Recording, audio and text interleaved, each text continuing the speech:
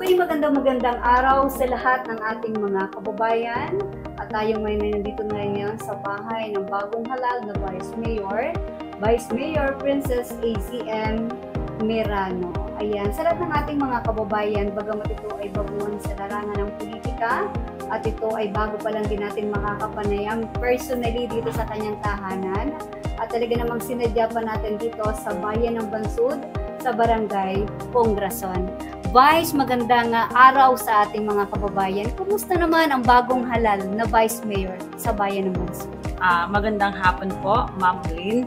So, sa ngayon po, sobrang, para ako yung pinagpala sa araw na to, at ako ay bagong halal bilang Vice Mayor ng bayan ng Bansud. So, and of course, masaya po. Sa pagpasok niyo, ma'am, sa larangan ng politika, ayon na rin sa aking mga source dito ng mga impormasyon at nakalap natin. Kayo po pala ay 20 years nang naglilingkod dito, pero hindi kayo halal ng ating mga kababayan dito sa bayan ng Bansud. Pero kayo pala ay likas na matulungin na. Yes po, Ate Lynn. So, 20 years na po akong tumutulong dito sa ating bayan ng Bansud, lalo-lalo na po ng panahon ng pandemya. Dahil ako po ay isang negosyante, almost 20 years na rin po ako na sa lingkod bayan, pero wala po akong posisyon na tumutulong para sa mamamayan ng Bansudeño. At hindi lang po dito ako tumutulong sa ating bayan ng Bansud, dahil iba't ibang lugar ay ako po ay nakatulong. Vice, ito po ay napakagandang katanungan sa iyo. Isang bilang negosyante, papaano po natin mamamanage ang ating negosyo na sa pagkakaalam ko po ay parang 26 nyo pa ito na-establish, na umpisahan? So, nais ko muna po ipakilala ang aking sarili bago ko po sagutin ang inyong mga katanungan. So, ako po ay si Alma Carandang Merano, known as Princess ACM, na ngayon po ay 46 years old na po ako.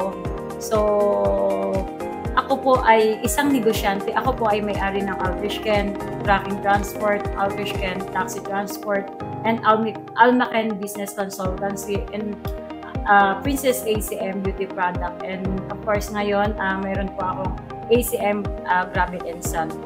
So, para po sa akin, ang paglilingkod po bilang lingkod bayan, ginawa ko na po sa loob ng 20 years na kahit wala po ako sa posisyon na tumulong po. So, bilang negosyante po, marami pong nagtatanong sa akin, paano ako maglilingkod? Ay ako po isang negosyante. Kaya ko pong pagsabayin ang pagiging negosyante at paglingkod sa bayan, dahil ang pagiging negosyante ay para din po ako naglingkod sa bayan, dahil marami po akong natutulungan. Marami po ako natutulungan dahil ang aking pong tinutulong ay galing sa aking bulsa.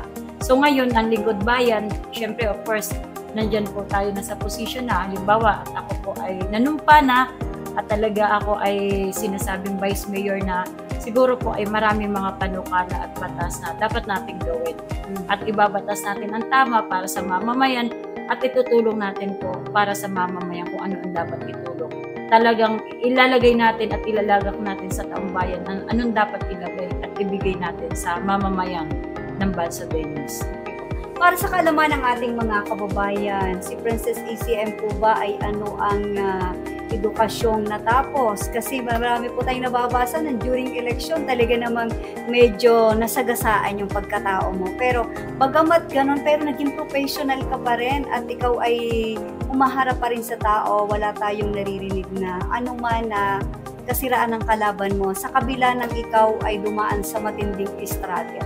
Yes, Ate Lynn, thank you po. So ako po ay nakapagtapos dito sa aming barangay ng elementarya sa Cornerstone Elementary School, at ako po ay nakapag-high school din sa Bansud Institute. So pagka nakaraan po na ako nakagraduate, ako po ay nag-aral dito sa IMITS sa Pinamalayan po. Then ipinagpatuloy ko po ang aking pag-aaral sa Manila po, at pinagsabay ko po ito habang ako po ay nagnegosyo bilang ako po ang may-ari ng Almaken Business Consultancy at Altrishken Taxi Transport, ay isinabay ko po ang aking pag-aaral bilang isang abogasya. Ako po ay tapos ng Bachelor of Law. So siguro naman po sa dami kong karanasan sa aking negosyo at sa karanasan sa aking buhay, siguro po hindi ganoon kahirap ang maglingkod bayan, dahil ito po ay may dugong talagang missionary po ako at nag-mission po ako. At ako din po ay isang president din po ng Gili Eagles Club, at ako din po ay chairwoman ng Alalayang Agila, at ako din po ay BOD sa NGO TV Network.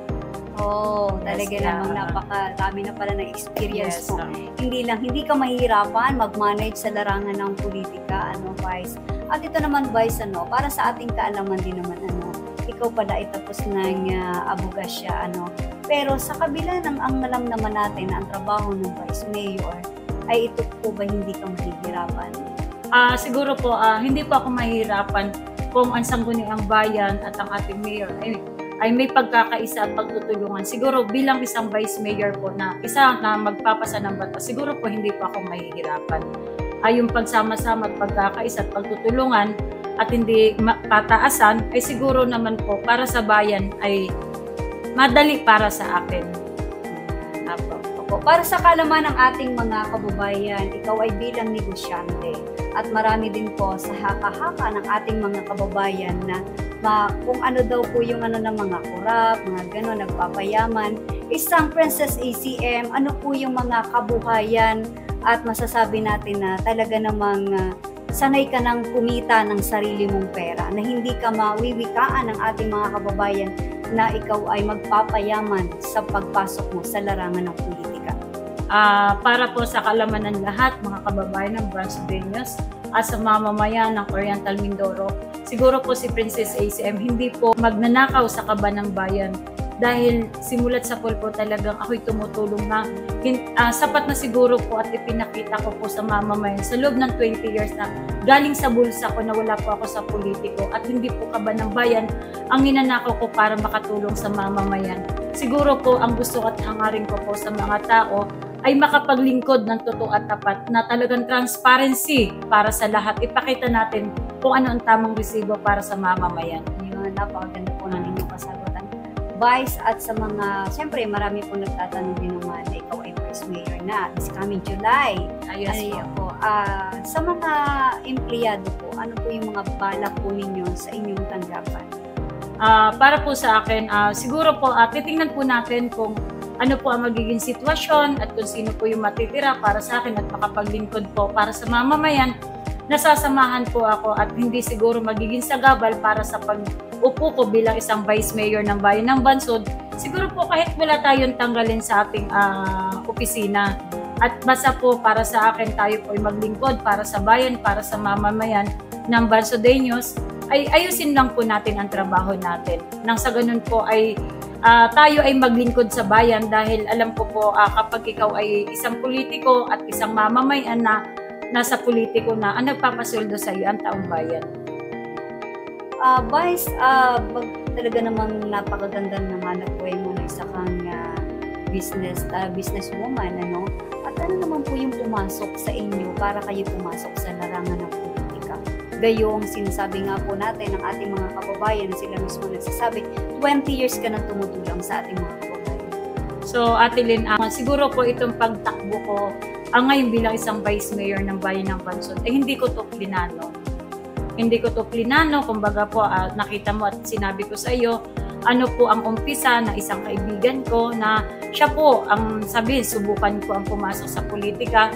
Bagamat ganoon, nandirito na, sabi ko nga ako po isang babae na may paninindig at isang salita, kaya po pinanindigan ko ang maging Vice Mayor ng Bayan ng Bansod. Ako po ay lumaban na independent, wala po akong line up, mag-isa lang po ako. Kahit sa kabila ng yun, na ako ay tinira ng kaliwat ka ng paninira, na hindi ko talaga kayang tanggapin sa sarili ko. Pero sa bayan po at tinatanggap ko para po akong bato na sobrang tigas po ng aking kalooban para sa bayan, na para ipaglaban ko at ipagpatuloy ko ang paglaban na hindi po masisira kung ano po ang reputasyon ko, na naniniwala po ako sa sarili ko na ako po ay tinalaga ng Panginoon para dito. At sabi nga, hindi ko sinasadya at hindi ko ito pinanano, pero ito ay binuto po ako ng sambayan ng Bayan ng Bansod para ihalal bilang Vice Mayor ng bayan. Ayan, ito pa yung isang napakagandang parang story, ganun din. Kasi ikaw lang yung naging Vice Mayor dito sa Bayan ng Bansod. At ito naman ay talagang pinasasalamatan ng ating mga kababayan. Kauna-unahan. Kauna-unahang babae Okay. na naging Vice Mayor sa bayan ng Bansod. Independent Pa. Vice, ito po ay wala ka bang nakuhang suporta sa ibang politiko? Ito po ba ay sarili mo laang na nagsikap mag-house to house? Opo, maraming salamat, Ate Lynn. So, sa totoo lang po, wala po talaga. Kahit sino po politiko, wala po akong nahingin suporta, tumulong, pinansyal. So, sarili ko lang po talaga. Sarili po, may kaibigan lang din po nagbigay ng patarpulin, patubig. Pero sa totoong kwento, sarili natin. Ayan, bilang Vice Mayor na babae sa bayan ng Bansod, ano naman yung programa mo sa tulad natin, kababayan? So, para sa akin, magandang katanungan din yan, Ate Lynn. Para sa akin, at kung ako talaga ay maupo at sinasabi nilang ano ang magagawa ni Princess ACM sa 100 days. Yes. So, siguro po, hindi ko pa gamay ang maging Vice Mayor dahil hindi ko pa po ngayon nakakausap ang ating Mayor kung anong itatalaga ko. Pero alam ko ang Vice Mayor ay may sariling pamunuan. Yes. So siguro para sa akin yung una kong sinabi sa mga mamamayan ng Bansodeños na ang una ko ay yun sa medical. Na mayroon po akong sariling doktor, ako po ay may Princess ACM clinic at doon po may libreng gamot at doon po ay may libreng pa-check up po.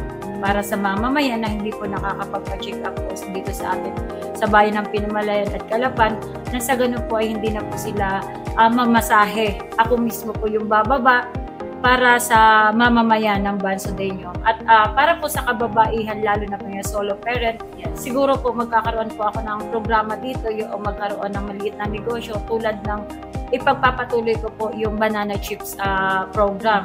Kasi dito po sa barangay ng Corazon ay may inumpisan po ako dito. Inopen na po namin to na pending lang po ang business permit po nito at accreditation.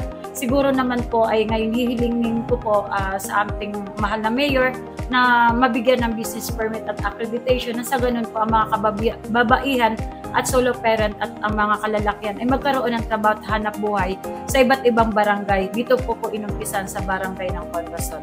Ayan, napakaganda po yan, lalong-lalo na syempre para maging katuwang ang mga kababayan sa kanilang paghahanap buhay at hindi lang iaasa sa ating mga kamag-anak. Syempre, napakahirap bilang ilang solo parents. Marami pong magtatanong at ito naman po ay tatanungin ng bawat isa sa atin. Si Princess ACM ba ay isang solo parent? Yes, magandang katanungan yan.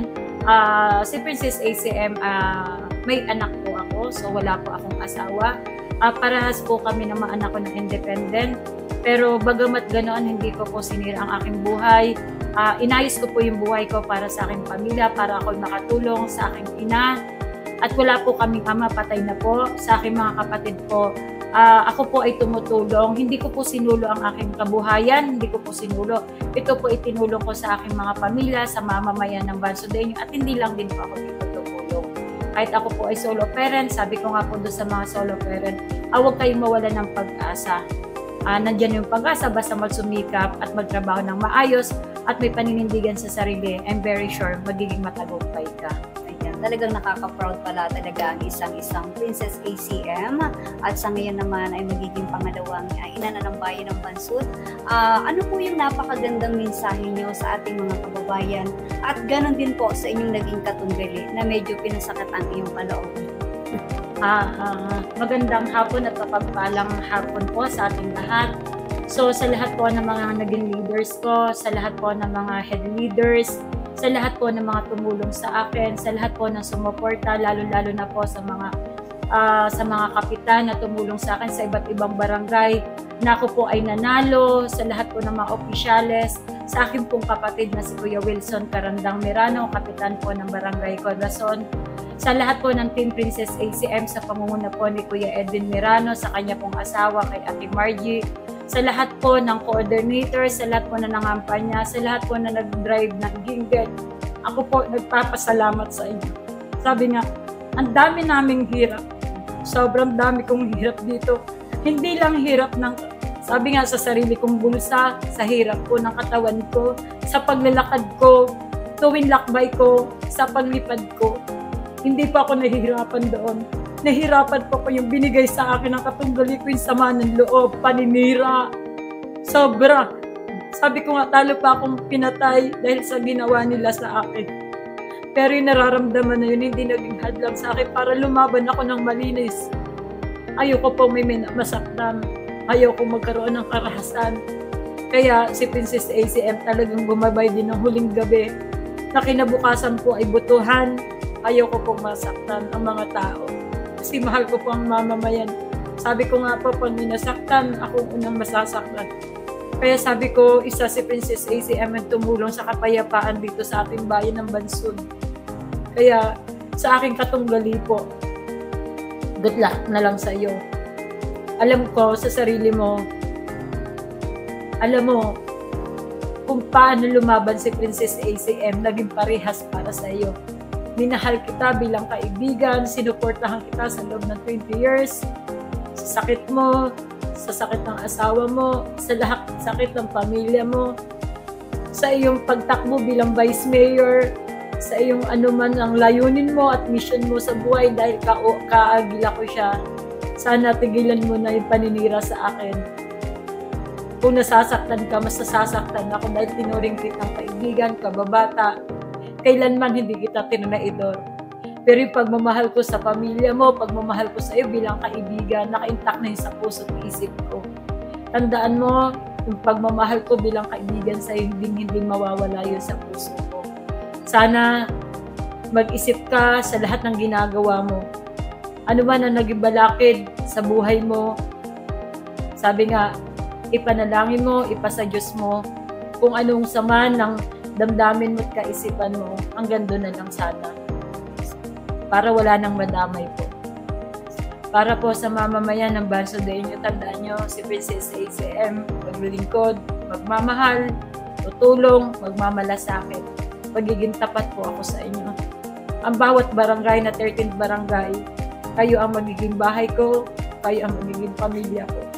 Hindi ko man sasabihin na magaling po ako, pero sisikapin ko maging magaling ako pagdating sa politika. Napatunayan ko na sa sarili ko kung sino po ako dahil ako po independent. Wala po kaming yaman, walang yaman ng pamilya ko. Pero ako po ay nagsumikap, nag-aral, nakapagtapos at nagtayo po ako ng mga negosyo. Siguro naman, hindi ko ipagmamayabang kung sino po ako. Marami po ako natulungan, marami po akong award. Pero yun, lahat ng karangalan na yun, inalay ko sa bayan ng Bansud at sa aming barangay at sa aking pamilya. Siguro hindi sapat na siguro ipinakita ko kung gaano ako kabait, paano ako magmahal, kahit sa katutubong mangyan na minahal ko. Marami man po nang iwan sa akin ng huling gabi at ng butuhan, pero mananatili na mahal ko sila. Ayan. Yun lang Napaka po. At talaga namang bilang isang babae, hindi natin maiwasan na maging emotional. Lalo't na ramdam po natin na tayo sa panahon ng eleksyon na ang tanging hangad mo lang naman ay ang makapaglingkod sa iyong mga kababayan. Pero ganun talaga ang buhay. Pero yung struggle na pinagdaanan mo during election ay nakaya mo at nanindigan ka. Hindi lang isang bilang babae at isang bilang magiging pangalawang ina sa bayan ng Bansud. Vice, congratulations. Bagamat ikaw ay talaga namang hindi mo malilimutan ang laban mong ito. Yes. Pero ang laban mong ito ay para sa ating mga kababayan. Nagpapasalamat din po ako sa kapatiran sa Iglesia ni Cristo. Sa buong suporta at pagmamahal sa akin at sa lahat po ng mga pastor dito sa ating bayan ng Bansud. Maraming salamat din po sa lahat ng sumuporta at nagmahal sa akin. Si Princess ACM lang ang totoong magmamahal sa inyong lahat at magsiservisyon po ako. Yun lang po at maraming salamat. Thank you very much at sana po sa ating mga kababayan sa bayan ng Bansud at talaga namang asahan po natin ang isang Princess ACM ay maglilingkod sa inyo ng tapat. Sa tulong niya rin po kaya siya ay naluklok. Ito po yung kauna-unahang babae na Vice Mayor ng bayan ng Bansud. Okay, maraming salamat sa lahat ng ating mga viewers, mga listeners natin. Dito lamang po yan sa ORFM Online Radio. Ako po ang inilingkod, Lynn Cabral. Thank you very much, Vice Princess ACM.